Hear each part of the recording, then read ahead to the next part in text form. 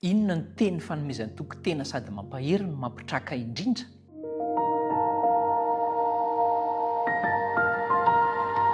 Faly hatrany tavaraka ary mirary soa ho antsika ao anatin'ny fiarahana hamakafaka ny soratra masina hoentintsika miaina.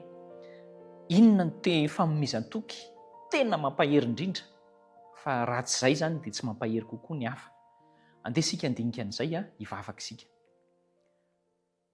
Tompo, misaotra anao zahay, sitrakao ny hatakaranay ny teninao ary teny izay hazavain'ny fanahy masina ka hitondra voka-tsoa ho an'ny fiainanay, koa handray izany mihitsy izahay dia ny fananao masina hiasa hahatanteraka ny asany tsara izany ho anay. Amin'ny anaran'i Jesosy no angatahana izany.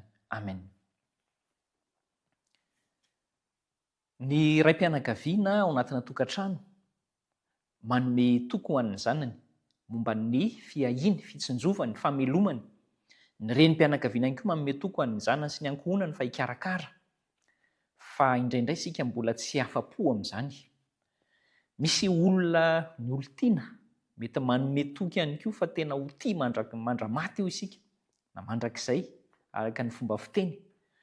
Fa rehefa mandeha ny fiainana dia ohatrany tsy nahafa-po ihany ilay toky nomena. Inona ary ilay tena toky faratampony izay tena mahatonga antsika hitraka sy ahery ao anatin'ny fandalovana zavatra amin'ny fiainana. Tadidio ilay Jaona toko 2:20 asaika ianao hamerimberina azy io satria eo no tontolo-kevitra iarahantsika. Ary ao anatin'ny fiainana iainanao mihitsy amin'izao fotoana izao dia raiso ny toky nomen'i Jesosy. Misy toky anankiray ngeza indrindra ao hodiniantsika amin'ity fotoanany ity. Ny zava-niseho aloha dia fampiononana raha nilaza vaovao tsy dia tsara Jesosy izany mahakasika an'ilay hoe hiala izy na hoe hovonoina izy. Toa mifarana eo izany ny fanantenana rehetra ary tsy misy fanantenana intsony ho an'ireto mpianatra izay toa marifo ankehitriny. Izany zavatra izany nefa tsy maintsy nohatrehana. Ary ny fiatrehana azy dia ilay mpampianatra lehibe mihitsy no nanome toky an'ireto mpianany. Andao ange raisitsika ny soratra masina fa rehefa mamaky an'ity teny ity ianao dia ity no ambony indrindra amin'ny toky izay nomen'Andriamanitra. Dia tsarovo foana izy io amin'ny fiainana. Jaona toko 4:20 no raisitsika 7:20. Dia izao ny vaky ny teny amin'ny anaran'i Jesosy hoe fa ny ray dia tia ianareo satria ianareo efa tia ary efa mino fa nivoaka avy tamin'ny ray aho.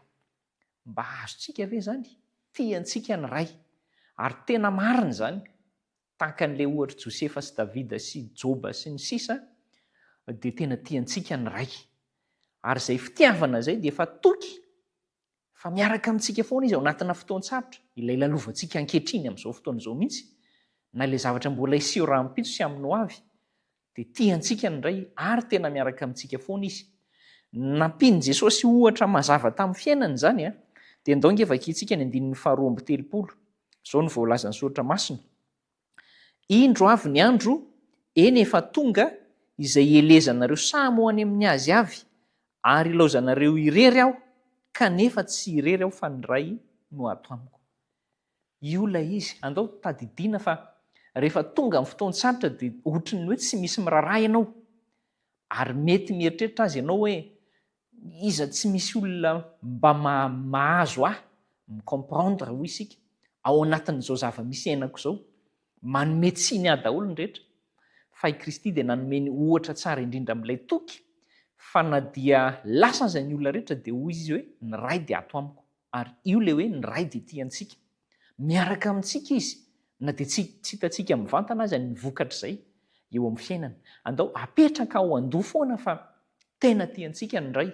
Ary izay fitiavana izay fitiavana maharitra mandrakizay, fitiavana mitsinjo ny tsara ao antsika dia raiso izay zavatra rehetra manjoa amin'ny fiainana fa natao hanamboarana asy ianao izany. Misy toetra tian'Andriamanitra esorina amintsika. Misy toetra tian'Andriamanitra amboarina ho tsara kokoa na ho tsara lavitra amintsika. Ary misy toetra tian'Andriamanitra ambolena ananantsika mba hahatonga antsika ho anisan'izay mendrika tahaka ny Kristy ilay zanany malala izay mikarakara toerana ao antsika any amin'ny lapan'ny lanitra ankehitriny. Ampahery anao izy aza tonoina mihitsy fa ny ray dia tiantsika mandrakariva na dia ao anaty fotoan-tsarotra azy zasy ianao. Ivavaka isika. Raha eo velom-pisaorana anao zahay satria hay ianao tena miaraka aminay ary niporofony ny zanakao lahatokanao dia Jesosy Kristy azy fa tao anatiny ianao tamin'ny fotoan-tsarotra ary tsy nandao azy ianao. Ampio koa izay hatakatra an'izany fa tsy mandao anay izany ianao ao anaty fotoan-tsarotra fa izay no manadino anao. Dia ampio izay ary tsy hanadino anao intsony. Ho hitanay amin'ny fiainana fa ianao mitondra mamolavola dia anaiky ny fanamboarana ao an-trano izay. Amin'ny anaran'i Jesosy no angatahana izany. Amen.